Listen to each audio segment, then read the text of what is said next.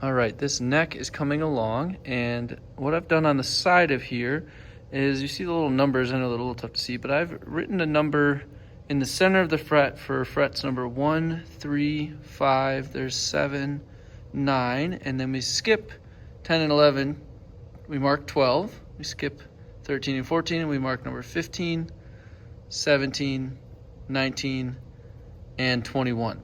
For each of those marked frets, with maybe the exception of the first fret I'm not going to do on this guitar, but you want to make a little dot that is centered between the fret lines and centered on the wood of the fretboard itself. So you can see there on the 3rd fret, the 5th, 7th, 9th.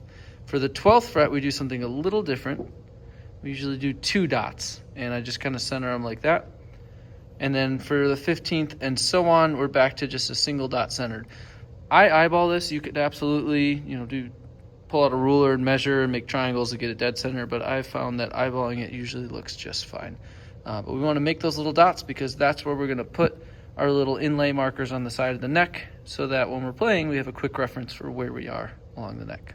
Now that I've marked where I want to put fret markers on the side of the neck, I've got just a couple of tools here. One, I've got a drill with a 1/16 inch drill bit. I've got some flush trimmers, or really anything would work for cutting this off. And then what this is just a piece of standard 3D printer filament. So I think it's 1.75 millimeters in diameter. About this much is enough to do an entire neck and then some. So you can pick whatever color you want. I'm going with black to contrast this maple fretboard. But these are all the tools for the next step. So what we're going to do is put this neck into the vise, and then we'll make some little pilot holes, stuff that in, and cut it flush. These soft jaws of this vise, just gently holding it, and what I'm going to do is very precisely get my drill bit started right where I marked my mark, and I'm not going to go super deep,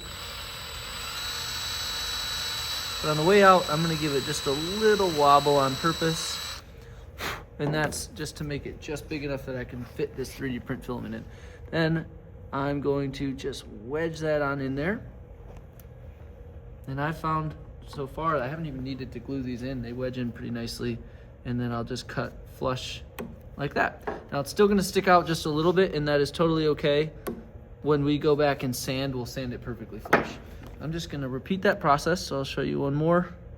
All the way along all those marks that we made. Give it a little wobble. And we'll just nudge our print filament in there.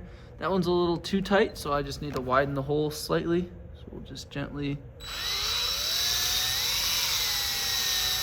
But I prefer using an undersized bit and widening it like that versus using an oversized one, because it gives me a better chance of sneaking up on the right diameter instead of it being too big.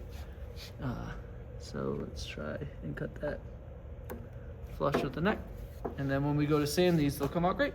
So we're just going to continue that process for all the rest, and then when we sand them flush, we'll have made our fret markers.